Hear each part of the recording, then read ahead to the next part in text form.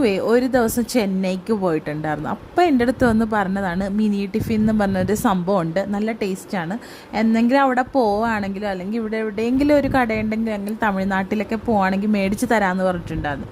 അപ്പോൾ ഈ ഇടക്കാണ് ഡിനു പറഞ്ഞത് നമ്മുടെ ഇവിടെ ഒരു ശരവണ ഭവൻ വന്നിട്ടുണ്ട്, അവിടെ മിനി ടിഫിൻ ഉണ്ടെന്നുള്ള കാര്യം. അങ്ങനെ നമുക്ക് എന്തായാലും ഇന്ന് രാവിലെ ആ ഒരു സൈഡിലോട്ട് പോകേണ്ടി വന്നു. അപ്പോൾ അവിടെ നിന്നൊരു ചെറിയ ബ്രേക്ക് കിട്ടി. അപ്പോൾ ഞങ്ങൾ നേരെ ശരവണ ഭവനിലോട്ട് വിട്ടിട്ടാ. ലൂക്കിനെയും റൂത്തിനെയും കൂട്ടാത്തത് കൊണ്ടാണ് നമ്മളിങ്ങനെ ഹോട്ടലിൽ തന്നെ കയറി ഫുഡ് കഴിക്കുന്നത്.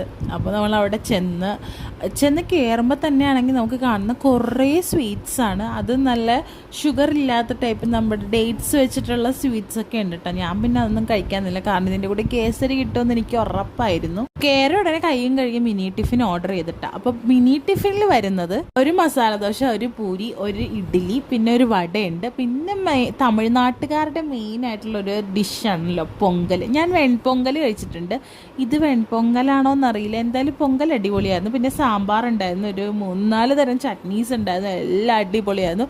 പിന്നെ ശരവണ ഭവനിൽ വന്ന് അവിടുത്തെ കോഫി കുടിക്കാതെ ഞങ്ങൾ പോകാറില്ല, അത്രയ്ക്ക് ടേസ്റ്റാണ് അവിടുത്തെ കോഫി. അങ്ങനെ ഒരു കോഫിയും കുടിച്ച് പിന്നെ സ്വീറ്റ്സൊക്കെ നോക്കി കുറച്ച് നേരം വെള്ളമൊക്കെ ഇറക്കി. ഡിനു പറഞ്ഞു വേണ്ട ഇനി മധുരം കഴിക്കണ്ട, അതിൻ്റെ കൂടെ പൈനാപ്പിളിൻ്റെ ഒരു കേസരി ഇട്ടിട്ടുണ്ടായിരുന്നു, അത് കഴിച്ചതുകൊണ്ട് അത് മതിയെന്ന് പറഞ്ഞു. അങ്ങനെ പിന്നെ ഞങ്ങൾക്ക് പോകാനുള്ള സ്ഥലത്ത് പോയി, അതൊക്കെ കഴിഞ്ഞ് നേരെ വീട്ടിലും പോയി.